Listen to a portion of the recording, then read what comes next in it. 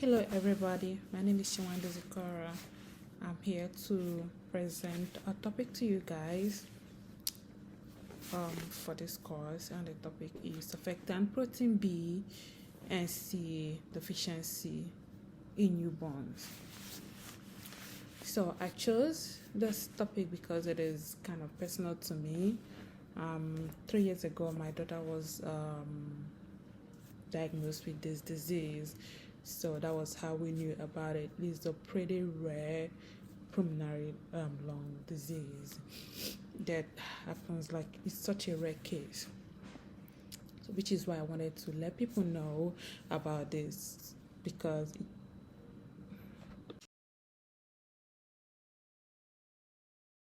so I'll start this presentation by going through what you need to know about surfactant protein B and C deficiency, and after that I would like to explain the signs, the symptoms, and of course the diagnosis of the disease. After that, I'll go through the treatment options that are available for this disease, and of course the side effects of the medication used in the treatment of this disease. Lastly, I would like to explain the care plans involved, because this is a lifelong disease. There's a lot of care that is needed, so I'll explain what those are.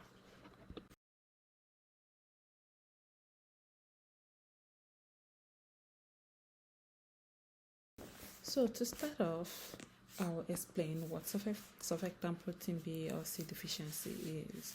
So surfactant protein B or C is a protein in the alveolar T2 cells.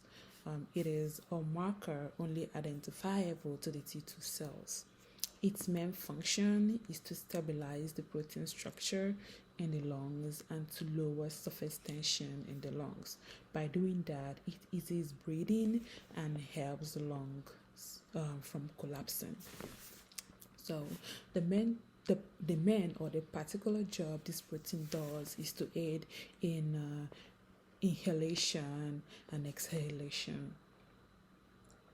So if this protein is absent in the lungs, the tissues surrounding the air sacs and the lungs, that's the alveoli, will kind of stick together, and then when it sticks together, it's kind of difficult kind of breathing again for the lungs to expand, and this causes the lungs to collapse on itself.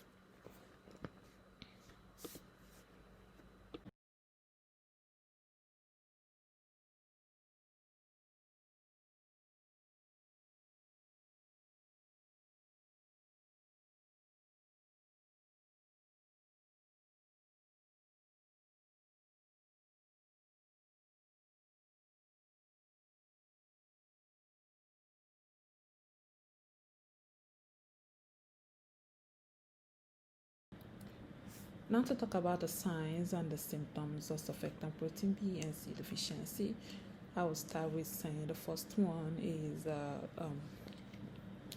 respiratory distress, followed by hypoxemia, and then there's of course the increased demand of oxygen in the body.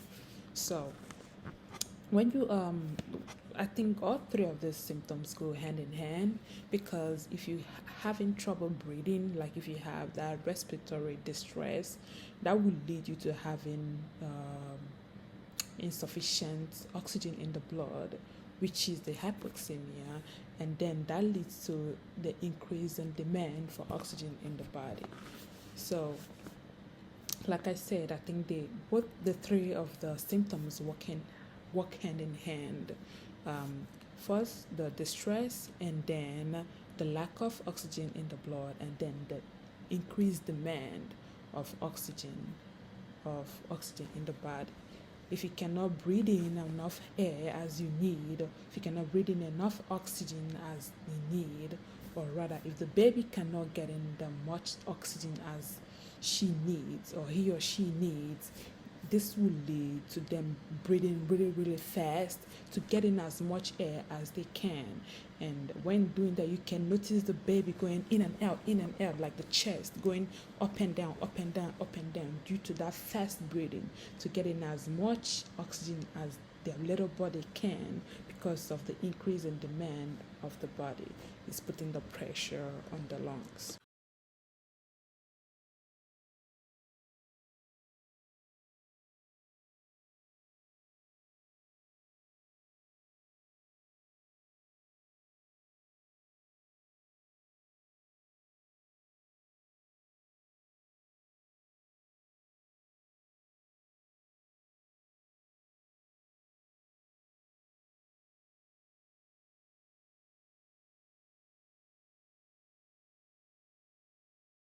The diagnosis of surfactant protein B and C deficiency is done by a gene test. So this test is done by a direct sequencing of the genotype. So the genetic testing is done to check the mutation in a child's lungs. So it's done on both the child and then the parents. So they also need to do a chest x-ray just to get the image of the lungs to see or to check for diffused abnormality in the baby's lungs. That is the only way this disease can be diagnosed, because it has some symptoms with that other lung diseases have. So it's the only non-invasive way to do it.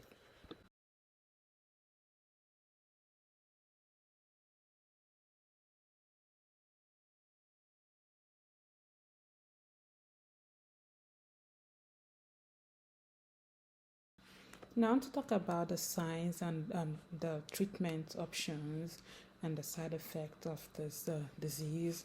The first medication I'd like to talk about today is uh, chloroquine or hydroxychloroquine. Then there is spironolactone, and then there's the steroid. So chloroquine or hydroxychloroquine, this medication is basically when you have a pulmonary disease. I think is the most important medication you'll be placed on. But to take this medicine, you have to always have your weight checked so that a doctor can adjust the dosage of how much you have to take, because this medication comes with a very bad side effect, which is macropathy, that's vision loss. So when taking this medication, they don't want you to go over the limit. Just you have to go take as much as you can. And being a baby having this disease, it's like a very bad thing for a baby to take a medication that can lead to vision loss. So but there, of course, there's nothing that can be done about it. I remember when this medication was prescribed to my daughter, they had to give us like a whole bunch of side effects this medication have. So it now depends on you if you have to choose to take this medication or not. But at the end of the day, you actually don't have a choice, because it's the only medication that can help with the inflammation and everything in the lungs for the baby to be able to breathe fine somehow on their own. The next medication is spironolactone.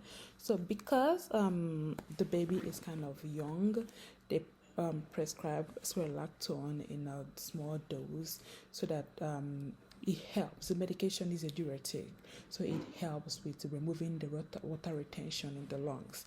So by doing so, it reduces the pressure in the lungs and can also help the baby breathe fine.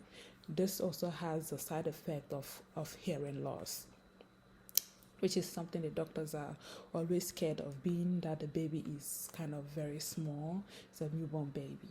So the third medication is, of course, the steroids. So the job of the steroid is to help reduce inflammation in the lungs, to clear the pathway so that the baby can kind of take in air and inhale and exhale. And of course, the steroid has the side effect of giving the baby maybe diabetes, high blood sugar. So that is a side effect of steroid, high blood sugar, or rather diabetes. The next part I'd like to mention is the care plan and the therapy that is needed. So, coming to the care plan, you have to include the suction, and of course, you have to monitor the breathing of the baby. If the baby is kind of losing oxygen, it shows on. You have to have a pulse ox machine that checks how much oxygen the baby is breathing in at that time, because of course the baby has to be on supplementary oxygen. So sometimes the oxygen go down, or sometimes the oxygen level is normal. So that is something that has to be an instant, like a constant, something you have to watch at all times. um, then there is the suction, because a baby that has surfactant protein B or C deficiency, due to the fluid in the lungs is always congested, and sometimes you can actually hear the congestion when they breathe. So you have to suction them a lot of times, just to clear the airway so they can breathe. And then talk about hospital visits. You have to go check on their routine checkup for the eyes, and the routine checkup for the ears as well, because of the medication the baby is taking can cause vision loss or hearing loss. So you have to be on top of that as well. As for therapy, I would say a kid that has surfactant protein B or C deficiency definitely needs some kind of therapy.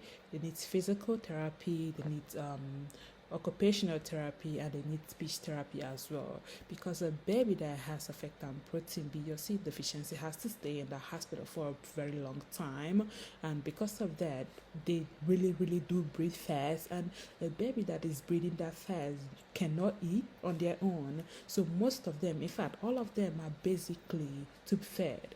So when a baby that is tube fed for a long time kind of get discharged from the hospital, or when they get home, or even if they're living at home and it's time for them to switch to oral feeding on their own, it's really very difficult, because they have this phobia of whatever, that are going to choke, because they've never really used their throat. They have that phobia of choking. So you really need external help, someone with the knowledge of how to help make a baby that feels like this to kind of not be so much afraid to eat. So that's where the speech therapy comes in. They help with both the feeding and then helping the baby to learn to communicate as well. Then the physical therapy, because a baby that has this disease basically has to be lying down a lot. Physical activity is kind of strenuous for them, because they kind of tend to lose oxygen when they move around, so they get used to laying down. This makes them kind of slow, or rather behind on the development chart, so they will need help to learn how to sit up on their own, to learn how to work. I'm saying this from experience, because my daughter, she really did not even walk till she was at least 2 years old. We needed a lot of help, physical therapy, we needed speech as well, and occupational therapy. This comes in to help them with their movement, like to coordinate themselves, this go here or that go there. So occupational therapy basically helps with the motor skills that they need to learn to know.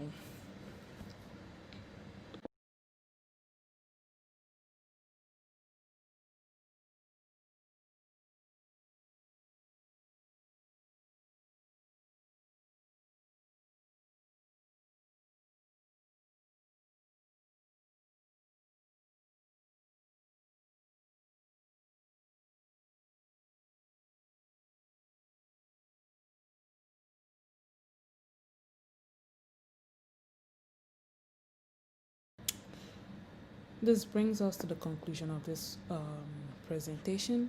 So I would like to say that although the pulmonary surfactant reduces the surface tension in the lungs, helping us breathe, it also has other important functions in the body.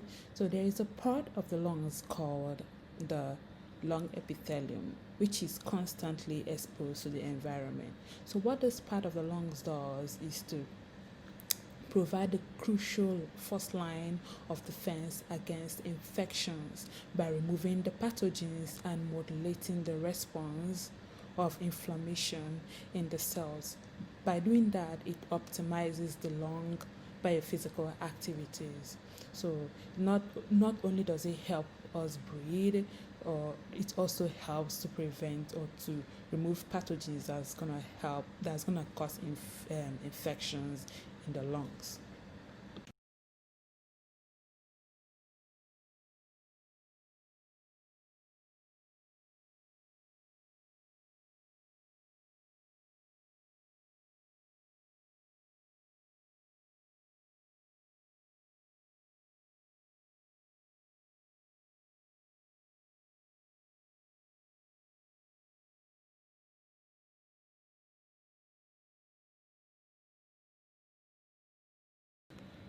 So what I'll recommend as a as someone that has researched this topic, or also as someone that has gone through it, is to have a chest X-ray, because a chest X-ray, of course, is needed to be able to kind of diagnose diseases, and also to consult with your physician, the primary care physician, to know if there was any sign at all that there was something wrong with the baby's lungs, or of course the heart. So, and the most important part of all this is I would highly recommend that if a baby has any breathing distress that you don't know about, or if you get to the hospital, always insist that these genetic tests be done, because when we were at the hospital, I'm saying this from experience, we had to stay at children's hospital for 3 to 4 months first. They couldn't find out what was wrong with the baby. They tried everything and she still wouldn't breathe without that supplementary oxygen. They took her out of it a couple of times and she almost died, so they had to put her back on the oxygen. So to figure out what was actually wrong, at the end of everything they did a gene test, and that was how they found out that she had some abnormalities in her lungs, and that was how she was diagnosed for surfactant protein B and C deficiency. So I would always recommend that aging tests be done, just to speed up the care or speed up the treatments that this baby has to go through, so you don't have to stay and wait and then be disappointed at the end of everything.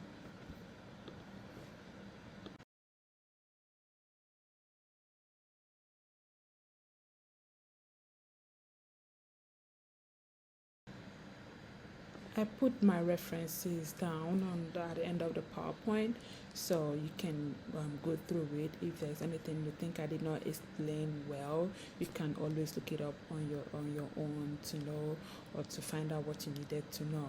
So it's all listed there. I hope this helps you, and thank you very much for watching, and have a blessed day. Bye.